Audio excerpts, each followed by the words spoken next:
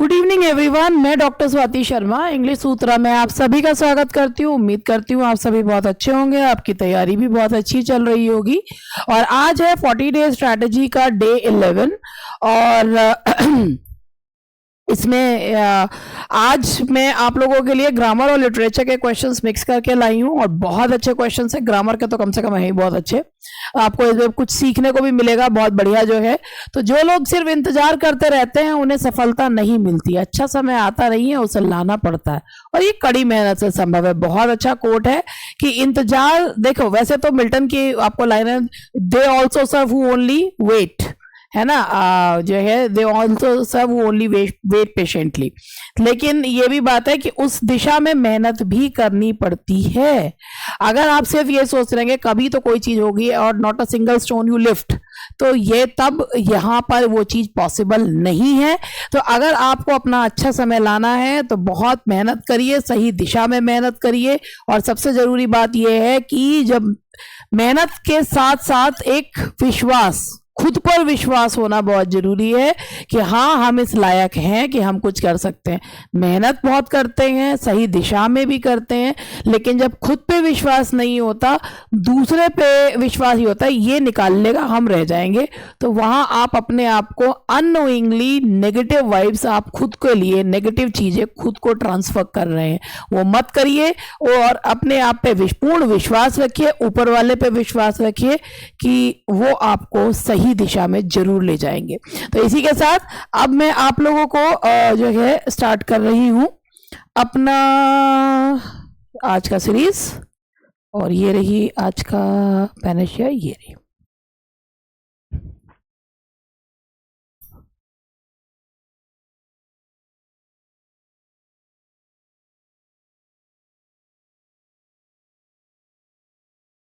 पहला क्वेश्चन पढ़ लीजिए, पहले 10 क्वेश्चंस ग्रामर की ही है। Which of the following sentences exemplifies the correct use of a noun clause functioning as a subjective complement? कभी कभार अगर ऐसे क्वेश्चंस आ जाएं जो लंबे लंबे क्वेश्चंस हों और आपको उन्हें समझने में डिफिकल्टी हो, तो इस तरीके के क्वेश्चंस भी प्रैक्टिस कर लेने चाहिए। तो इनमें पूछा ये गया है कि इनमें से कौन सा सेंटेंस ऐसा है कि नाउन क्लॉज जो कि सब्जेक्टिव कॉम्प्लीमेंट यानी कि सब्जेक्ट के कॉम्प्लीमेंट के रूप में काम कर रहा है। He realised what, that the task was difficult. तो ही रियलाइज्ड क्या का जवाब दे रहा है, यहां पर एक फाइनाइट वर्ब है। The problem was that he hadn't studied. और द प्रॉब्लम, क्या प्रॉब्लम थी, that he was certain of the, यहाँ क्लॉज है ही नहीं, he was certain of their success, he was certain of what, of their success. ये ठीक है, लेकिन ये क्लॉज नहीं है क्योंकि ये फ्रेज है। दे न्यू क्या, व्हाट दे वांटेड, ये नाउन क्लॉज है। अब इसमें अगर आप समझें तो इसमें पूछा है कि नाउन क्लॉज जो कि सब्जेक्टिव कॉम्प्लीमेंट यानी कि जो ऑब्जेक्ट का काम नहीं कर रहा है, कॉम्प्लीमेंट का काम कर रहा है। ही रियलाइज क्या, that the task was difficult, वो ऑब्जेक्ट है। दे न्यू क्या, व्हाट दे वांटेड, ये ऑब्जेक्ट है। लेकिन कहाँ ऑब्जेक्ट नहीं है, अब आपको यहां मैं बताऊं। द प्रॉब्लम वाज, ये वाज जो है आपका हेल्पिंग वर्ब है। अगर सेंटेंस में हेल्पिंग वर्ब आता है तो उसके बाद नाउन या एडजेक्टिव आता है। और जो है ये क्वेश्चन आज मैंने अपने स्टूडेंट से पूछा भी था और ये मैं कई बार बता चुकी हूँ, क्योंकि ये जो होते हैं भाई, ये हेल्पिंग वर्ब्स जो होते हैं जो इनकम्प्लीट एक्शन को बताते हैं, जहां पर यही जो है वो मेन वर्ब की तरह काम करते हैं, कॉपुला की तरह काम करते हैं। The problem was that he hadn't, अब यहां पर ये क्लॉज नाउन क्लॉज है ये नाउन क्लॉज। द प्रॉब्लम क्या, द प्रॉब्लम वाज क्या, दैट ही हैडंट स्टडीड। अब ये जो प्रॉब्लम है ये आपका सब्जेक्ट है, इसी सब्जेक्ट के बारे में ये क्लॉज बता रहा है। तो हो गया ना कि ये सब्जेक्ट के बारे में, जैसे अगर हम बोलते हैं ही इज अ डॉक्टर, तो वहां पर जो डॉक्टर है वो कॉम्प्लीमेंट, वो ऑब्जेक्ट नहीं है, वो ही के बारे में ही बता रहा है, तो वो कॉम्प्लीमेंट है। इन द सेम वे ये ऑब्जेक्ट नहीं है, ये क्या है, ये कॉम्प्लीमेंट है। द प्रॉब्लम वाज, ये जो चीज है यही इस प्रॉब्लम के बारे में ये क्लॉज बता रहा है। तो here the noun clause is working as a complement to the subject. The answer is B, answer है इसका बी। अगर मेरी बात को ध्यान से सुनेंगे तो बहुत अच्छे से ये चीजें समझ में आएंगी। और ये क्वेश्चंस मैं उम्मीद करती हूं कि मेरे स्टूडेंट्स अच्छे से करें और जो है वहां पर, अब पहले मैं इस क्वेश्चन को आपको दिखा देती हूं, फिर इसके ऑप्शंस पढ़ेंगे. Identify the sentence that features a supplementary relative clause providing non essential information. Question को पढ़कर समझना बहुत जरूरी होता है. यहां क्वेश्चन ये कह रहा है कि इसमें से कौन सा एक सप्लीमेंट्री रिलेटिव क्लॉज है. सप्लीमेंट्री रिलेटिव क्लॉज या आप मानिए नॉन डिफाइनिंग या नॉन रेस्ट्रिक्टिव. अब ये जो नॉन डिफाइनिंग क्लॉजेज होते हैं या नॉन रेस्ट्रिक्टिव क्लॉजेज होते हैं, इनकी एक पहचान होती है. एक जो डिफाइनिंग क्लॉज होते हैं ये रिलेटिव प्रोनाउन से शुरू होते हैं, लेकिन ये अपने से पहले आने वाले नाउन या प्रोनाउन के बारे में जरूरी जानकारी देते हैं. ठीक है, अगर वो जानकारी नहीं देते तो क्लॉज अधूरा होता है. ठीक है, अब एक होते हैं non defining. Non defining clauses वो होते हैं जो अतिरिक्त इंफॉर्मेशन देते हैं. अतिरिक्त इंफॉर्मेशन देने का मतलब यह है कि यदि आप उस इंफॉर्मेशन को क्लॉज में से हटा भी दो तब भी सेंटेंस का अपना एक अर्थ है. और इनकी एक पहचान होती है कि ये कॉमा से अलग करे जाते हैं. जब कॉमा से अलग करना तो वो कॉमा जो है ना एक तरीके से ब्रैकेट का या डैश का काम कर रहा होता है कि it is a piece of extra information, you can keep it और यू कैन लीव इट. तो अब अगर आप ध्यान से देखें, the car that he bought was expensive, तो ये जो ये वाला है ना तो यह कोई कॉमा आ रहा है और ये आपका डिफाइनिंग क्लॉज है. ठीक, my sister whose children are very well behaved lives abroad, ये आपका पूरा प्रिंसिपल क्लॉज है. ये आपका यहां पर रिलेटिव प्रोनाउन से शुरू होने वाला सब्जेक्टिव रिलेटिव प्रोनाउन से शुरू होने वाला यहां पर एडजेक्टिव क्लॉज है और ये सबऑर्डिनेट क्लॉज है. लेकिन अगर आप यहां पे देखें कि यहां कॉमा से इसको अलग कर रहा है, कॉमा से अलग करा, माई सिस्टर लिव्स अब्रॉड अपने आप में कंप्लीट है. और यहां पर अगर ये इंफॉर्मेशन आप निकाल भी दोगे तब भी ये इंफॉर्मेशन जो है के बावजूद भी ये सेंटेंस अपने आप में कंप्लीट है. तो ये आपका सप्लीमेंट्री रिलेटिव क्लॉज है, यानी कि नॉन डिफाइनिंग या आपका जो है नॉन रेस्ट्रिक्टिव क्लॉज है. The answer is B, that is B. और मैं नीचे वाले ऑप्शंस भी आपको दिखा देती हूं. The book which I am reading, ना तो कॉमा है और ये इसके बारे में अतिरिक्त इंफॉर्मेशन नहीं दे रहा. The book is a thriller, कौन सी book, which I am reading, तो ये एक्स्ट्रा इंफॉर्मेशन नहीं है, ये डिफाइनिंग है. Anyone who disagrees should speak now. Anyone who disagrees जो है वो किसके बारे में, एनीवन के बारे में. अगर आप यहां पर हु डिसएग्रीज छोड़ दोगे, एनीवन शुड स्पीक नाउ, तो वो अपने आप में अधूरा का सेंटेंस है. इसीलिए यहां पर एक्स्ट्रा इंफॉर्मेशन देने वाला बी है. The answer is B. तो देख रहे हैं आप टाइम कितना लग रहा है इनमें. Choose the sentence that accurately demonstrate the use of a fronted adverbial for emphasis followed by subject verb inversion where appropriate. Suddenly the storm began. In the distance a ship appeared. He rarely goes to the cinema. Only then he understood the gravity of the situation. अब अगर आप इस sentence आपको fronted adverbials पता है तो आप इस क्वेश्चन का जवाब दे सकते हैं. नहीं तो आपके दिमाग में आएगा सडनली वाला भी हो सकता है, एडवर्ब पहले आ रहा है. इन द डिस्टेंस वाला पता नहीं होगा. ओनली देन भी हो सकता है क्योंकि इन्वर्जन पूछा है. तो ये दिमाग में आपके क्वेश्चन आ सकते हैं. अब मैं आपको अगर फ्रंटेड एडवर्बियल के बारे में थोड़ा सा बता दूं तो आप बुरा तो नहीं मानोगे अगर मैं आपको फ्रंटेड एडवर्बियल्स के बारे में बताता हूं. देखिए, फ्रंटेड एडवर्बियल्स के बारे में मैं आपको ये बताऊं कि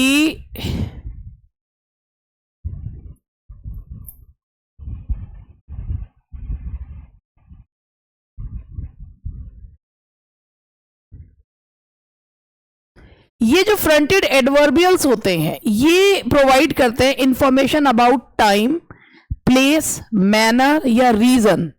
और ये एक है, ये फ्रंटेड एडवर्बियल्स जो होते हैं ये टाइम, प्लेस, डिस्टेंस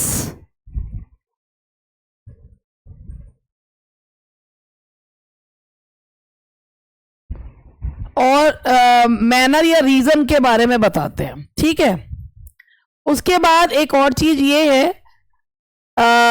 ये जो होते हैं ये मेन क्लॉज के पहले आते हैं, preceding the main clause, preceded main clause के पहले आते हैं और typically followed by a comma. अब जैसे ये है यहां पर जैसे आप एक सिंपल से ये लिख सकते हैं, तो आप यहां पर यहाँ basically choose the sentence that accurately demonstrate the use of a fronted adverbial for emphasis followed by the subject verb inversion. अब यहाँ पे सब्जेक्ट वर्ब अब उसको भी देखना है, तब आपको जो है इसमें ये बताना है, और कॉमा इसमें लग रहा है। तो आप यहाँ से अगर देखते हैं तो इसमें आप ये देखिए कि फ्रंटेड एडवर्बियल फॉर एम्फेसिस है, तो सडनली एकदम से अब यहाँ पर मैंने ये बताया कि ये कौन कौन से बताते हैं, टाइम बताते हैं, प्लेस बताते हैं, डिस्टेंस बताते हैं, या मैनर भी बताते हैं। A ship appeared where, a ship appeared in the distance, ठीक है। और सडनली द स्टॉप, जैसे अभी बोलते हैं द डॉग बार्क लाउडली, तो ये मैनर भी बताते हैं। Loudly the dog barked, the storm began, अचानक से, एकदम से, कब, एकदम से। तो बेसिकली इसमें फ्रंटेड एडवर्बियल्स जो हैं वो आपके ये सब्जेक्ट वर्ब इन्वर्जन अगर एप्रोप्रिएट हो तो लगाना है। ही ओनली देन, नीचे वाले में he rarely goes to the, ये ऑफन का बता रहा है, only then he understood the gravity of the situation.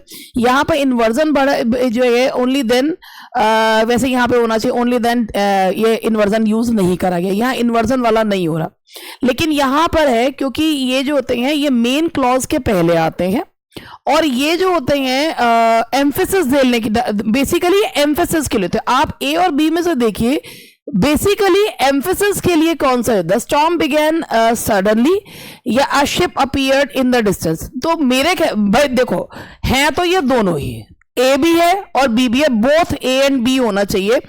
तो लेकिन अगर दोनों में लगाना पड़े तो in the distance a ship appeared, तो ये फ्रंटेड एडवर्बियल है, और ये a ship appeared where, in the distance, ये होना ये चाहिए था, डिस्टेंस के बारे में बता रहा है, मेन क्लॉज के पहले आ रहा है। तो यहाँ पर ए और बी बोथ है, लेकिन हम यहाँ पर मतलब दोनों को ही यहाँ पर हम मानते हैं। तो ये आपके हुए फ्रंटेड एडवर्बियल एम्फेसिस के लिए। यहाँ इन्वर्जन का यूज हमने नहीं करा क्योंकि कॉमा से हमने इसे अलग कर दिया है। उसके बाद हमारा नेक्स्ट क्वेश्चन है, which of the following sentence contains an example of synecdoche. Lend me your ears, the wind cried through the trees, all the world is a stage, he is a tower of strength. तो lend me your ears, अगर हम बात करते हैं कि यहाँ per year जो है, भाई मुझे अपने कान दे दो, तो एक पार्ट से होल का बताया जा रहा है, तो यही सिनेक्डोकी है। The wind cried through out, यहाँ पर थ्रू द ट्रीज, तो यहाँ पर ये ओनोमोटोपिया फिगर ऑफ स्पीच है, यहाँ आवाज की बात की जा रही है। तो आप इसमें थ्रू द ट्रीज के है तो आवाज की बात की जा रही है, तो ओनोमोटोपिया यहाँ पर ओवरपावरिंग फिगर ऑफ स्पीच इसमें यही है। All the world is a stage metaphor है, he is the tower of strength, यहाँ पर ये भी मेटाफर है। Identify the most significant grammatical impropriety in the subsequent sentence. No sooner she had sat down that the doorbell rang. अब इसमें गलती देखिएगा, इसमें नो देखिए, अगर आप हार्डली और स्कार्फली लगाते हैं तो एक जो कौन सा जो है वो उसको फॉलो करता है कंजंक्शन, और hardly had he entered when, no sooner के को फॉलो करता है देन। तो इस वजह से इसमें और भी गलतियां हैं, अगर हम देखते हैं क्या क्या है। Incorrect placement of the negative adverbial, erroneous choice of the subordinating conjunction, faulty tense consistency, subject verb inversion where it is not required। तो देखिए यहाँ पर सबसे पहले है incorrect placement of the, placement गलत नहीं है लेकिन यहाँ इन्वर्जन ठीक नहीं है। अगर एडवर्ब से सेंटेंस शुरू होता है तो नो सूनर हैड शी होना चाहिए था, तो यहाँ पर है इनकरेक्ट प्लेसमेंट जो है यहाँ पर, यहाँ subject verb inversion where it is not required, where it is, यहाँ होना ये चाहिए था subject verb inversion where it is required. तो यहाँ पे गलती जो है सब्जेक्ट वर्ब इन्वर्जन की भी है, तो यहाँ पर एक गलती तो सब्जेक्ट वर्ब इन्वर्जन की है, तो नो सूनर हैड शी होना चाहिए था, नो सूनर हैड शी। तो अगर मैं इस सेंटेंस को यहाँ पर ठीक भी कर देती हूँ कि चलिए मानिए यहाँ पर है नो सूनर हैड शी कर देती हूँ, तब हम उसको देखते हैं।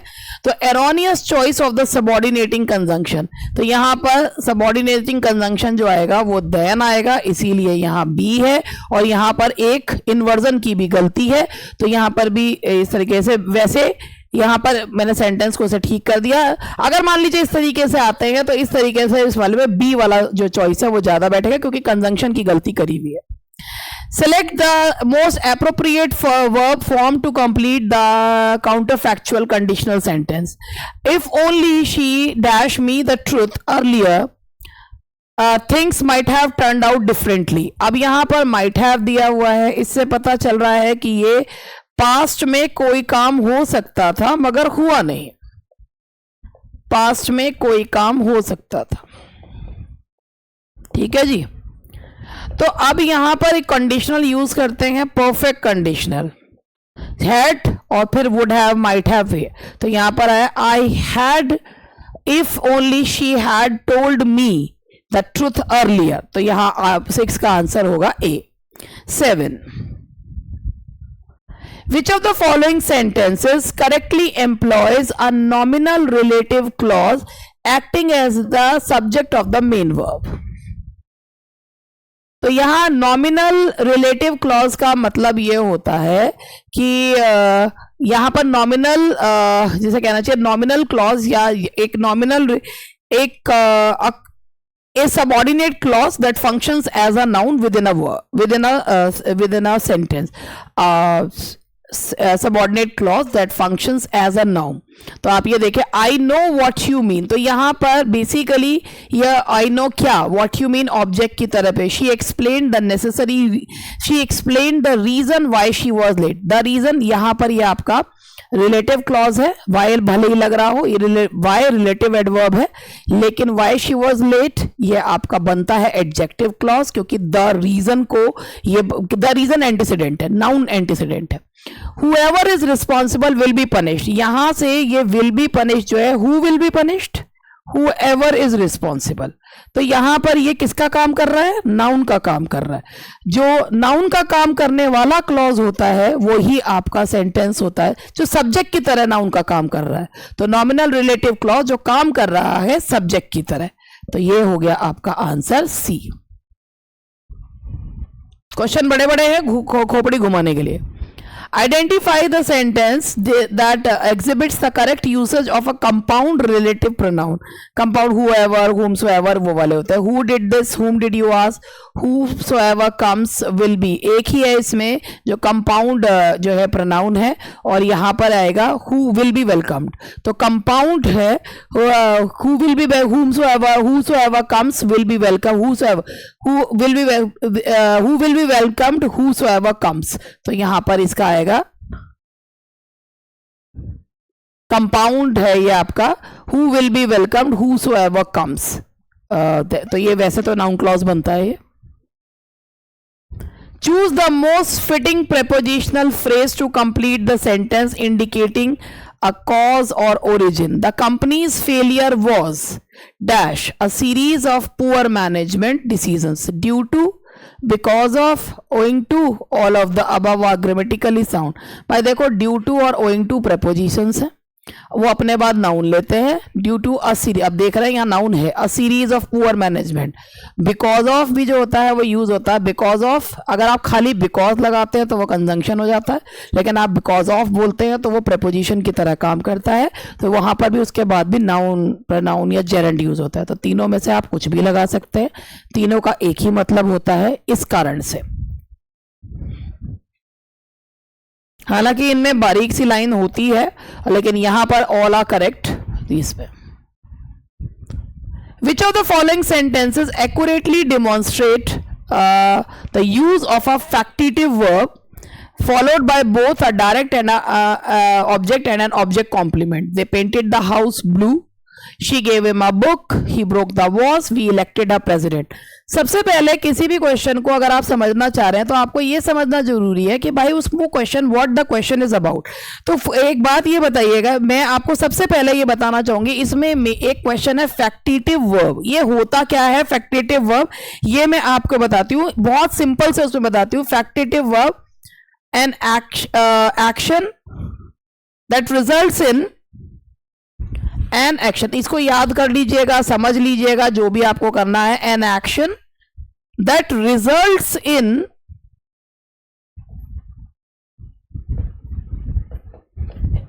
क्रिएशन, यानी कि एक ऐसा वर्ब जिसके बाद एक ऑब्जेक्ट आता है और कुछ ऑब्जेक्ट क्रिएट। जैसे मैं आपको बताती हूं, इलेक्ट, जज, अपॉइंट, और कौन कौन से होते हैं, मेक, चूज, ये सारे फैक्टेटिव वर्ब्स हैं। क्यों है, आप यहां पे ये देखिए, फैक्टेटिव वर्ब वो होता है जो एक ऑब्जेक्ट लेता है, ऑब्जेक्ट कॉम्प्लीमेंट लेता है, लेकिन वो कुछ ना कुछ बनाता है। जैसे इलेक्ट करना है, आप इनके बाद एक ऑब्जेक्ट लेंगे, उसका ऑब्जेक्ट कॉम्प्लीमेंट लेंगे। तो यहाँ ये देखिए, इससे मत समझिएगा कि यहाँ पे एक इनडायरेक्ट ऑब्जेक्ट और एक डायरेक्ट ऑब्जेक्ट आ रहा है।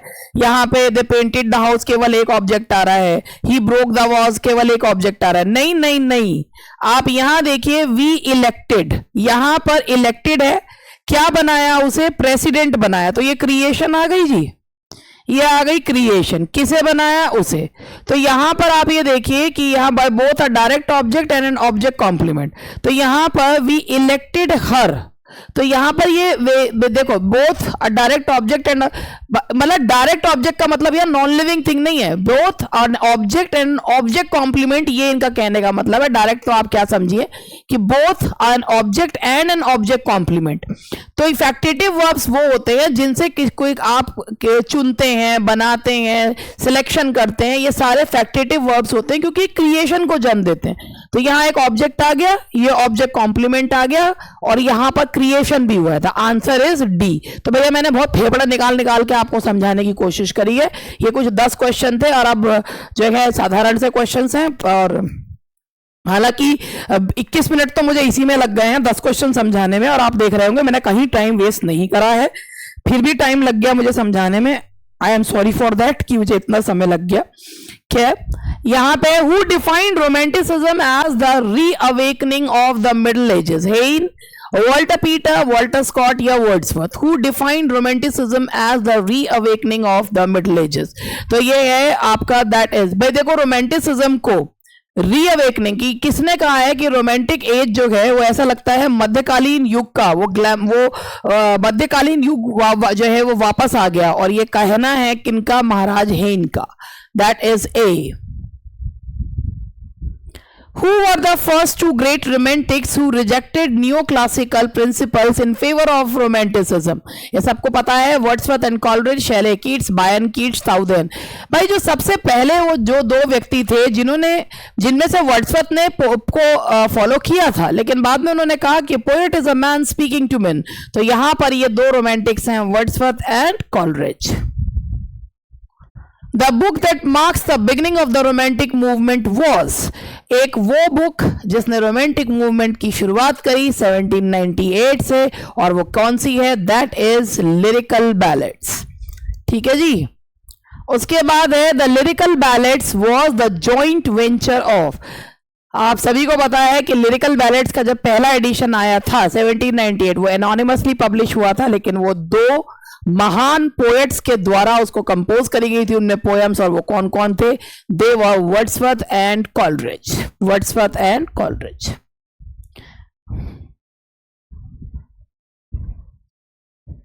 The famous romantic poets who blossomed early and died young are Wordsworth, शेले Keats. देखिए पहले ऑप्शंस देखिए, कौन से रोमांटिक पोएट्स थे जो बहुत जल्दी जिनको मृत्यु को प्राप्त हुए, the unacknowledged legislators, the unacknowledged inheritors of the world, कि उन्हें जीते जी वो नहीं मिला जो उन्हें मिलना चाहिए था, और वो हैं हमारे Shelley, Keats and Byron. Byron जिनसे बायोनिक हीरो का कॉन्सेप्ट है, mad, bad and dangerous to know. Which of the following poem features the phrase the still sad music of humanity? Ode, Intimations of Immortality, Michael, The Solitary Reaper या Tintern एबे। इतना ज्यादा है so students confuse हो जाते हैं इस question में कि ये ओड का, जब अगर दोनों आ जाए, अगर दोनों में से कोई एक आए तब तो नहीं कंफ्यूज होते, लेकिन अगर एक मतलब दोनों ऑप्शंस आ जाए तो स्टूडेंट्स गेट कंफ्यूज। और ये मेरे ख्याल से इस तरीके का क्वेश्चन आया भी था, और ये है few miles composed above Tintern Abbey. The answer is D, Tintern एबे।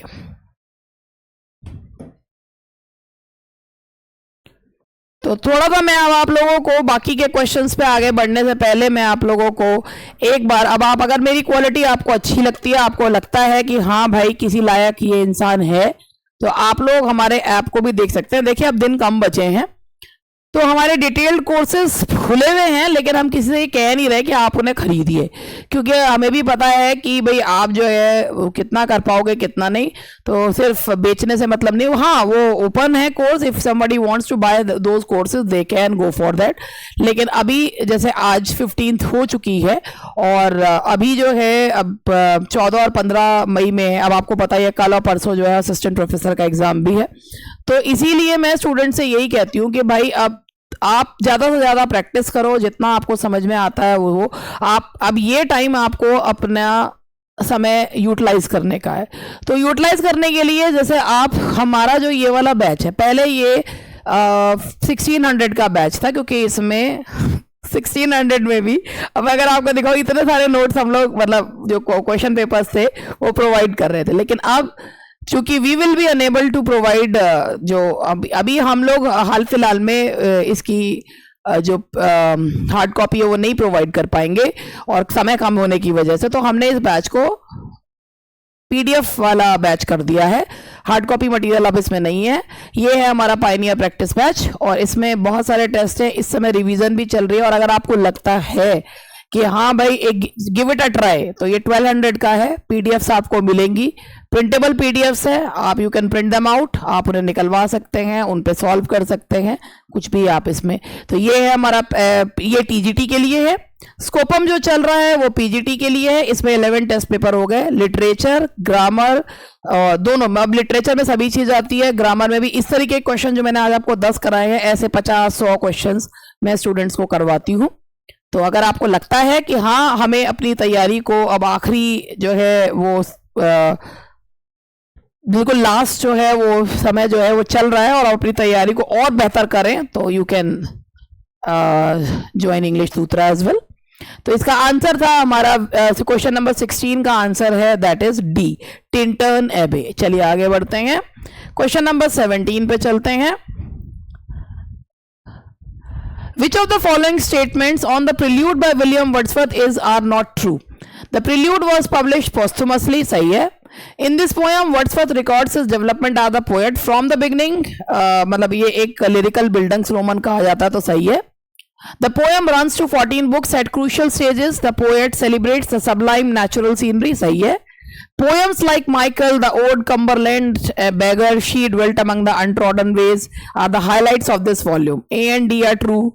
A is not true. D is not true. Only C is true. तो देखो भैया D is not true, क्योंकि ये प्रिल्यूड में कहीं से कहीं तक भी ये पोएम्स का मेंशन नहीं करा गया। उसकी 14 किताबों का नाम अलग अपने अलग है। वो तो उन्होंने अपने बचपन से लेकर मतलब अपने मैच्योरिटी तक की कहानी सुनाई है।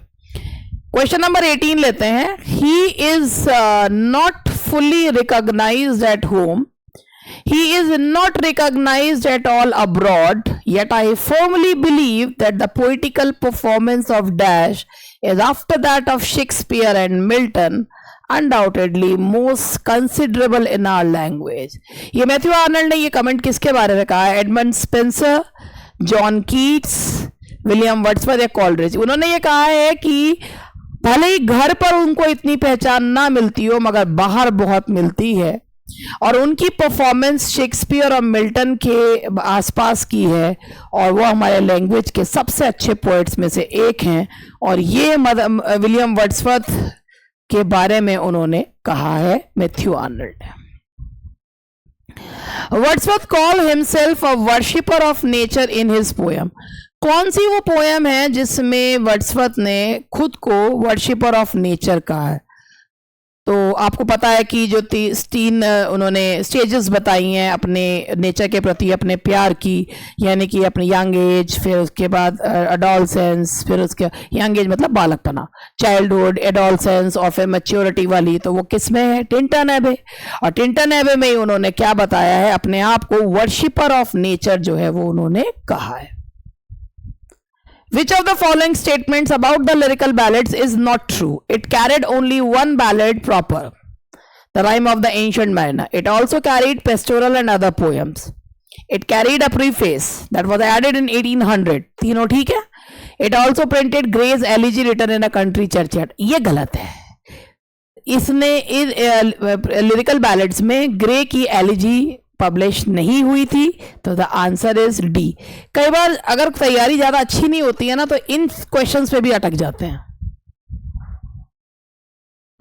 And never lifted up a single stone, this line occurs in Wordsworth. ये जो लाइन है कि कौन से वर्ड्सवर्थ के कौन से वर्क में, माइकल, द ओड कम्बल and beggar, resolution and independence, the idiot boy. Never lifted up a single stone is a line from Michael. ये माइकल पोयम से लाइन ली गई है। और मुझे कुछ इसमें और भी बताना था।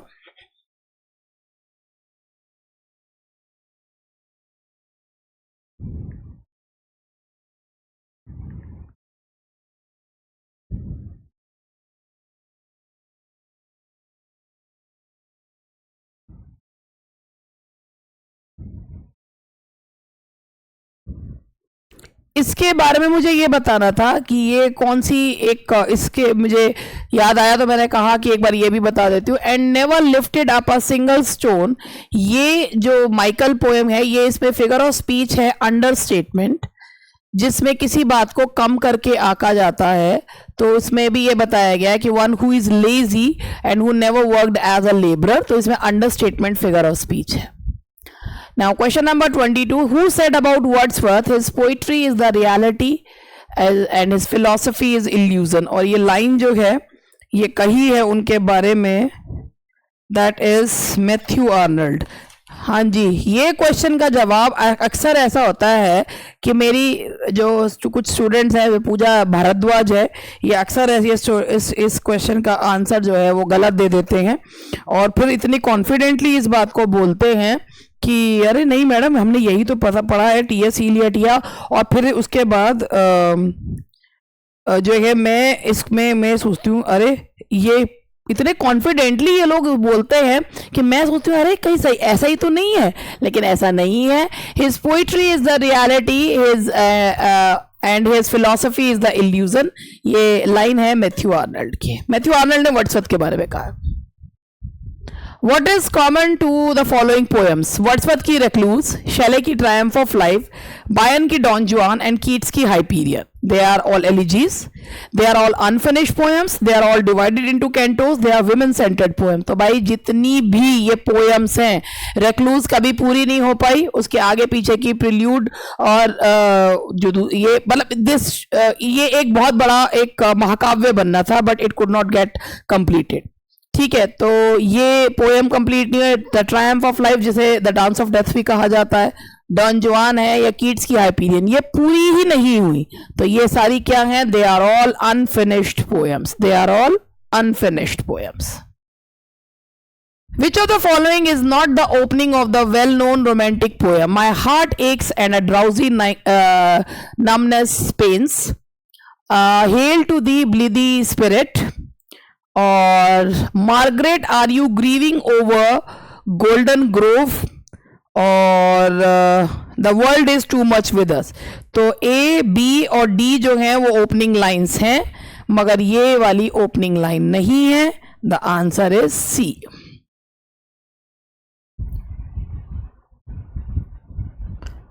Which poet asserted in practice and theory the value of representing rustic life and language as well as social outcasts and delinquents, not only in pastoral poetry common before this poet's time, but also as the major subject and medium for poetry in general?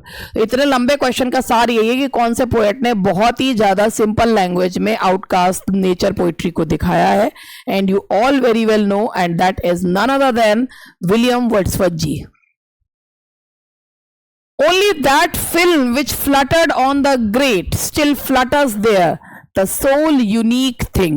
ये कौन सी poem की line है? Tintern एबे, Michael, Frost eight midnight या this lime tree बावर? तो भाई मैं आपको इसके बारे में बताऊं कि ये फ्रॉस्ट एट मिडनाइट कॉलरिज की पोएम की लाइन है। Who wrote this line about his sister? She gave me eyes, she gave me ears. और सबको पता है कि she and humble cares and delicate fears। तो ये किसने लिखा है? अपनी सिस्टर डोरोथी के बारे में विलियम वर्ड्सवर्थ का ये कथन है। The answer is William Wordsworth.